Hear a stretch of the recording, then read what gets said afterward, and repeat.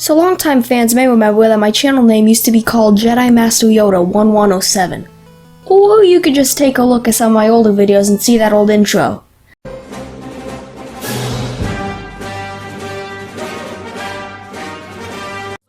Or if you want to take it one step further, the really old intro.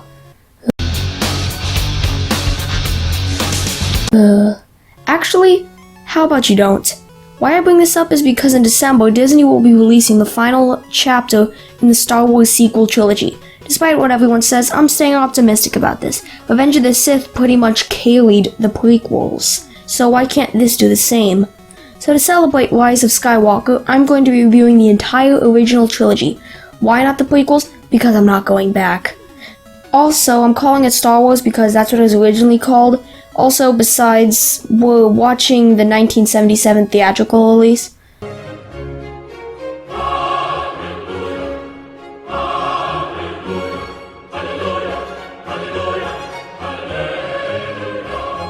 And I can't expect all 3 videos to come out before episode 9, but as long as this one does, that's good by me.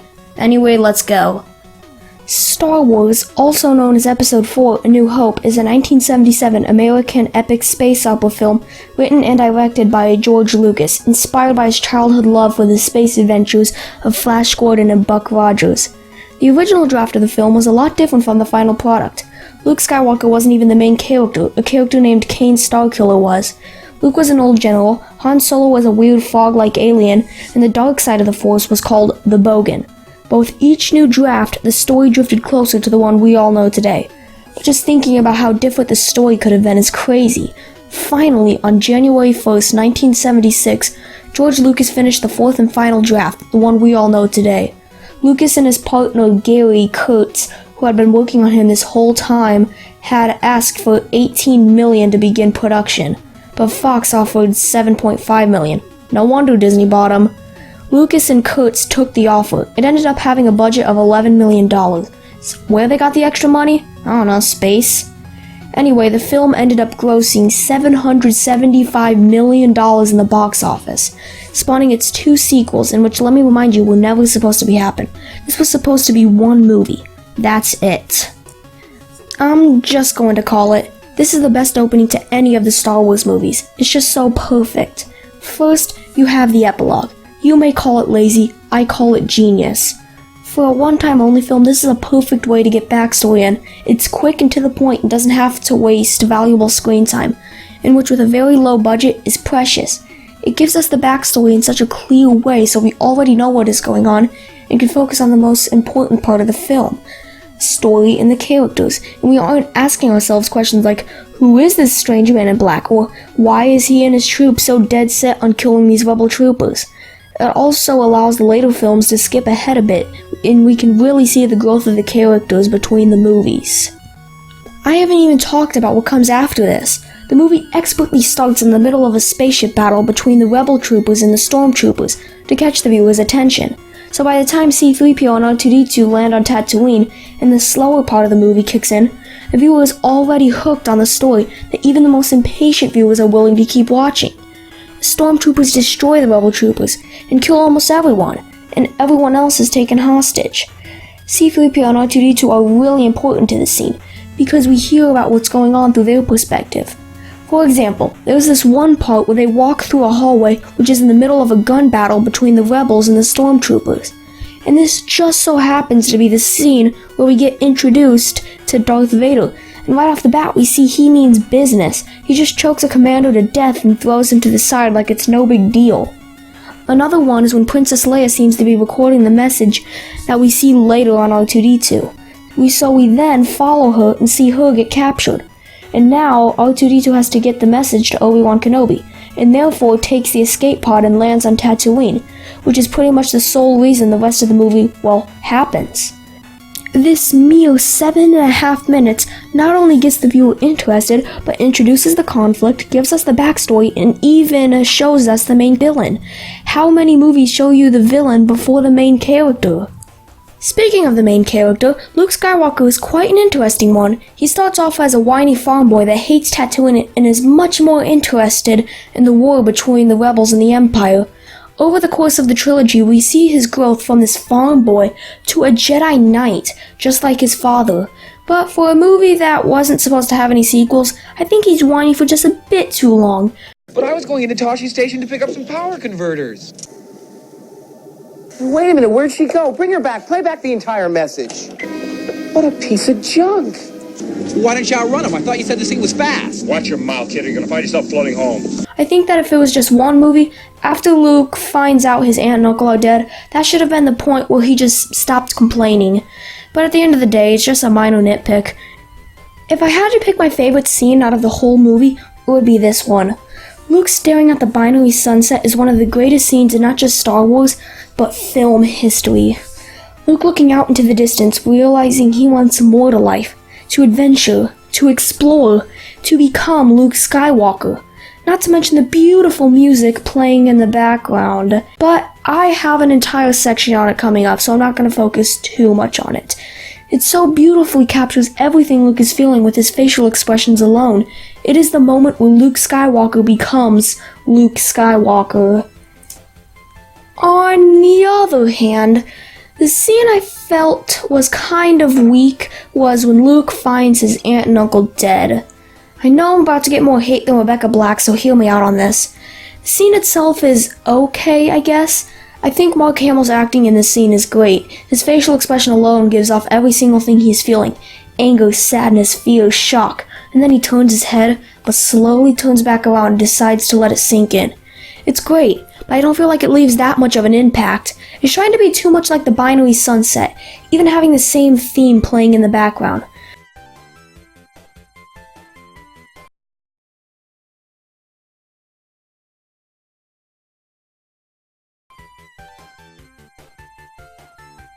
But he captured lightning in a bottle. You can't do it twice. It doesn't even have that much of an impact on Luke. The next scene, well, right after we cut to the Death Star, oh yeah, because that happens, talked about impactful. Luke doesn't even seem to care whatsoever. He doesn't even mention them for the rest of the movie, as well as the entire trilogy.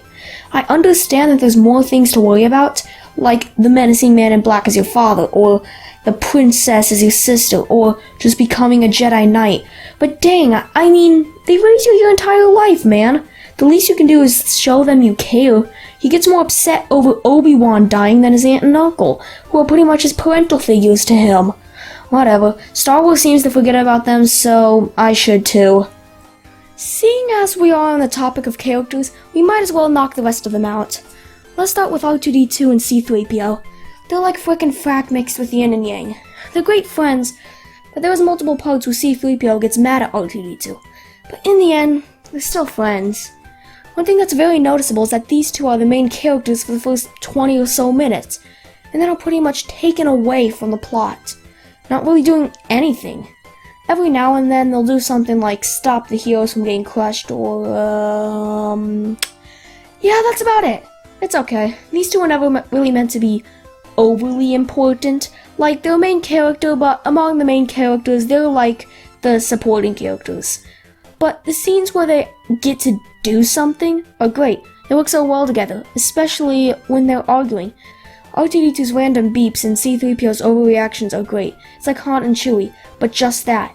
And because you don't see him talk as much, it's kind of nice. It can really provide some extra joy to happy scenes. Next, we have Obi-Wan Kenobi. Obi-Wan is kind of an old hermit. They even acknowledge it. He lives out in the hills because he is hiding from the Empire, but we don't learn that until later down the line. So he's an old hermit because he's an old hermit. Okay. I feel like out of everyone Luke meets on his journey, Obi-Wan has the greatest impact on his life. Sure, Yoda trains him, he learns to accept Darth Vader, and his friends are, well, his friends. But Obi-Wan Kenobi is the most important. He acts as like a father figure to Luke, and many times saves him from getting hurt or possibly killed, and at the end guides him using the Force. Luke cares way more about Obi-Wan's death than his own two parental figures. I just think Obi-Wan has always been a great character. Original trilogy, prequels, or even a cartoon. Next on our list is Princess Leia, and I don't have that much to say about her, but you see bits and pieces of her throughout the movie until we get to the halfway point where she officially joins the roster. It's not like I have nothing to say. Princess Leia kind of acts like Fiona from Shrek. Not as extreme as Shrek, but enough to where it reminds me of her. I would say this is a downside, but there's two reasons why it's not. A, just like Luke and Han, she grows over the course of the trilogy to become more capable of doing things herself.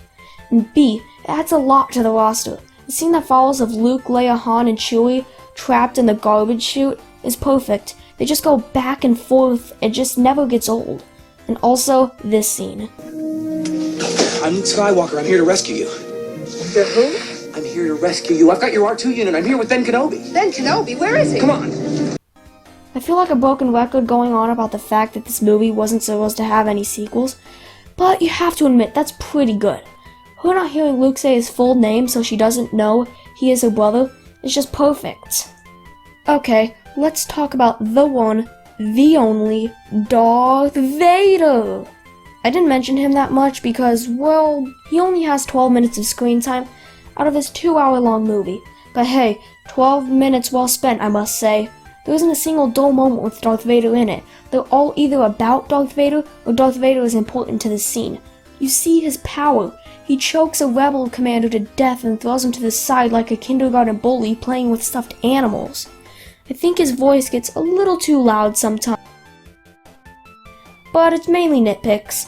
James Earl Jones does a great job as Darth Vader. In fact, all the actors do a great job, all of them, but I think James Earl Jones stood out the most. What's great is that the movie is not trying to shove him in your face. With the Rise of Skywalker trailer, Palpatine's laugh felt like plain-out fan service, and I just don't see him coming back. He blew up. But with Darth Vader, you get just enough of him that you want to see more of him, and he just gets better from here. But I saved the best character for last. Han Solo.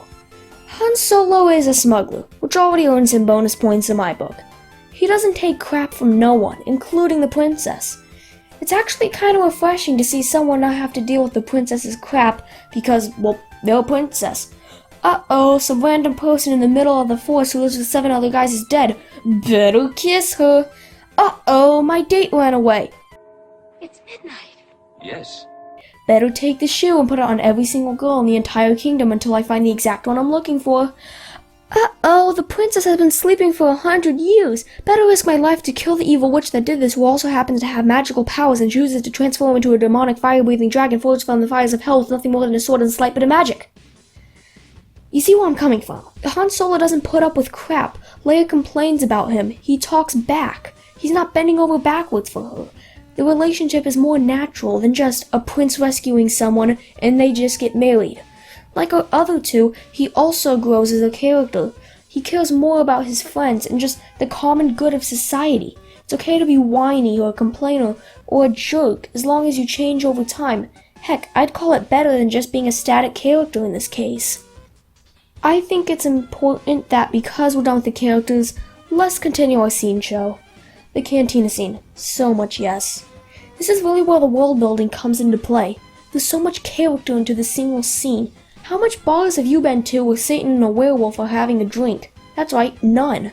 There's so many different kinds of creatures localized in this simple bar. Puppets, costumes, people. It gives off the impression that it's just your average bar in the galaxy. I mean, for crying out loud, within a few minutes, a guy's arm gets chopped off and someone else dies and it just goes back to normal within a few seconds. Plus, the cantina theme. There are catchy songs. Then there are really catchy songs. And then there was the cantina theme. Aside from the main theme, this is the most well-known Star Wars theme out there. This is also the scene where Han Solo is introduced. It tells you everything there is to know about him. He doesn't take crap from no one, his partner is a weird dog-like creature called a Wookiee, he's a great pilot, and he's in debt with a guy named Jabba the Hutt and is only in this for the money. You start wondering, who is this Jabba the Hutt, and what is he like? What happens to Han if he doesn't pay Jabba the money, which he ultimately doesn't get? Which makes seeing him in the third movie so much more satisfying. We also get the amazing scene of him talking to Greedo. And, guys, I'm gonna be real with you. Han Solo does not shoot first. He's the only one who shot. Get your facts straight, Internet. Okay, so we might as well talk about the special edition changes, because this scene seems to be the most affected by the changes. The one thing that the scene was, it was subtle, which George Lucas just doesn't understand. On the outside, we say that there isn't a lot more than just people and droids. I mean, it's Tatooine. Tatooine isn't that good, so this is really not going to be that much better. We don't need a giant CGI dinosaur hogging the space. It's distracting. The great thing about the world building is that it never got in the way of anything. It was always in the background. These dinosaurs make it hard for us to concentrate. For crying out loud, a dinosaur literally walks in front of the camera, entirely blocking our view. And then there's the other two. The Jabba scene sucks. It takes away from the suspense of who Jabba is, and doesn't even make sense within the canon of the story. Jabba is a lot less fat and is perfectly capable of moving around, while in Return of the Jedi, he doesn't move. It gives us the impression that he's too fat to move. He can't do stuff himself. He needs bounty hunters, and he punishes people by feeding them to his Rancor. Something like Darth Vader or the Emperor would kill them himself. But by far, the worst change in this movie is Greedo shooting first. One of the biggest things about Han Solo is him shooting first. He always shoots first. That's part of his character. So why would you change that?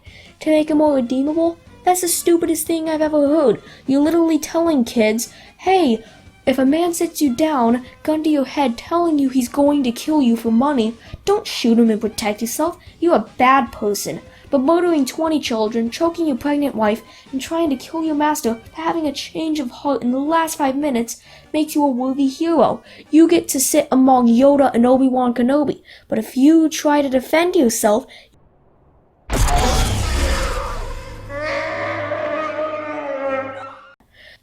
but let's end our streak of negativeness and talk about, well, the rest of the movie. We're halfway through. Once the crew gets on the Millennium Falcon and goes into space, the movie just becomes better. There's not as much amazing scenes, but it's just a better movie from here on out. The Death Star is brilliant, and you don't notice just how big it is until our heroes fly into it. You feel how big it is. Our heroes even confuse it for a moon. Look at him, he's heading for that small moon. All the scenes on the Death Star are good, especially with our main trio. Luke, Leia, and Han are great characters and work so well together. They just keep going back and forth and are able to really drag the story forward. I mean, what's a good story without good characters? They bring the movie forward. Yes, I know, I just talked about all of them, but I'm sorry, they're good. The interior of the Death Star makes everything look so big compared to our characters. So many hallways you can get confused in. And not to forget the fate of Alderaan. It makes the Empire look so cold-hearted and ruthless. Leia told them the whereabouts of the rebel base, and they still destroyed her home planet. Dantooine. They're on Dantooine. There, you see, Lord Vader, she can be reasonable. Continue with the operation. You may fire when ready. Plus, she was going to be executed. Now, yes, Leia did lie, so I can understand the execution bits. But they destroyed her home planet right after she lied. I don't think they knew that was a lie. So for all we know, Leia could have told them the truth where the rebel base actually is, and they would have still destroyed her home planet. Oh my god. Darth Vader could have executed his own daughter. If you will not turn to the dark side, then perhaps she will. Well, that would have been a much different story. The crew does eventually make it off the Death Star, but not all of them. Obi-Wan sacrifices himself in the hands of his own apprentice. Everyone complains that this fight doesn't hold up quite as well as the later movies in the series, and for the most part I'd say I agree. However, it doesn't need to be. In The Last Jedi, when Rey finds out that Luke tried to kill Kylo Ren, it cuts to them having a lightsaber fight with sticks. It just takes away from the tension. Sure, the duel is more dramatic or epic, but it feels kind of pointless, like most of it could have been verbal communication with a little bit of sword fighting. Here, the dialogue between these two more than makes up for it, with them reminiscing about the past and how Darth Vader's turn to the dark side has corrupted him. And then when Obi-Wan sees Luke, he understands that by sacrificing himself, that will be the best thing for Luke's journey. And it is, because throughout the trilogy, we see that Obi-Wan is always there with Luke. It's so impactful, and is a perfect way to end his character arc that it didn't even start until 22 years later. You know, maybe watching these movies after the prequels came out has changed my perspective a bit. So how do we recover from the death of one of our main characters? A space battle! I know that sounds stupid, but it gave us our time to grieve, and considering the treatment Luke's aunt and uncle got, This is more than generous. Besides, he comes up throughout the rest of the trilogy. You can even still call him a character, one that just doesn't get a lot of screen time. I don't know, Boba Fett didn't get that much either. After all, Luke even said, No one's ever really gone. Besides, I am going to try and speak for everyone who saw this in 1977. This was the most epic thing you've seen at the time. Well, at least until the ending. All the characters are involved and directly affect the battle. It's so fast-paced with the epic theme in the background playing. It holds up to this day. It's hard to describe just how epic it is. It's got everything you want in a space battle. Lasers being fired, ships being blown up, and the most important part are the characters finally getting along. Like I said, if you thought the battle I just talked about was epic, then you have not seen the ending.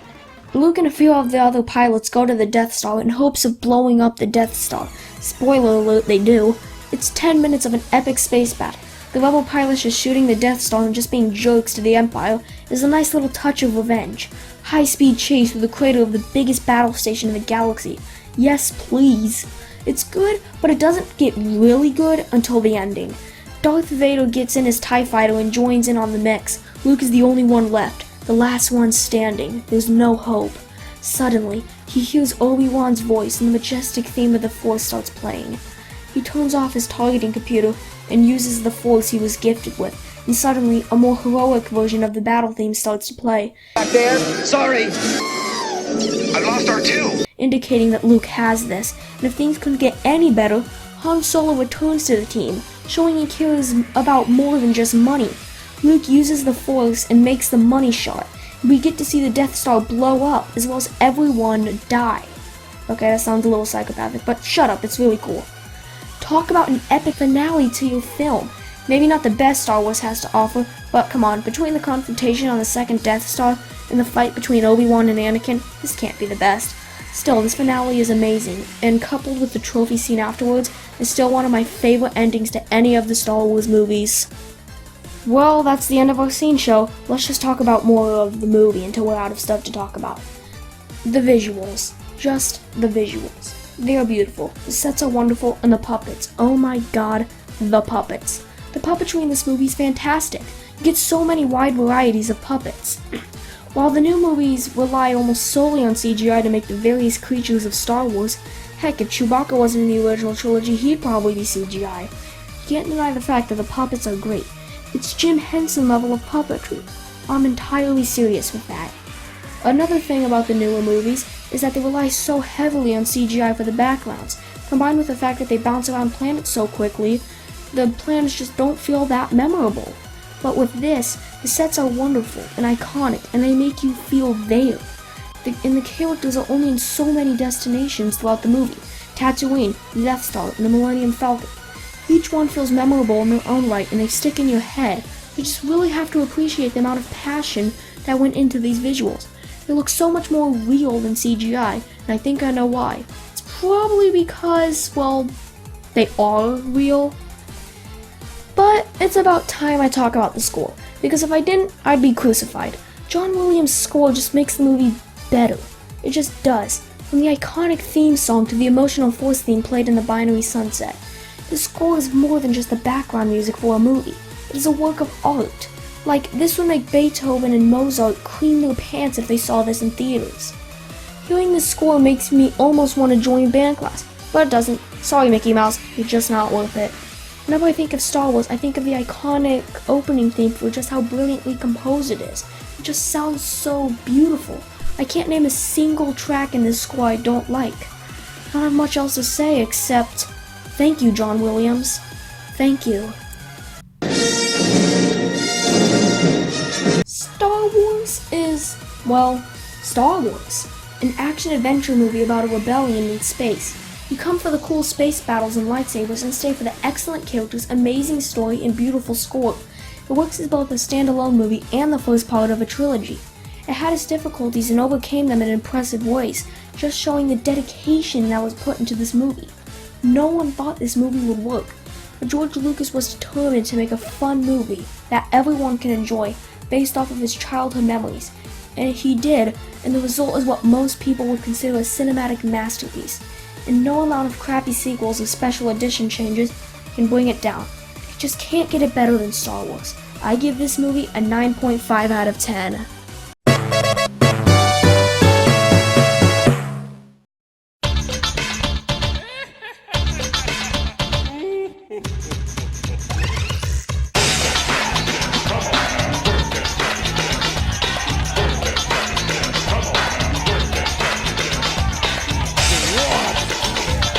Earth-trimming, fit, roll.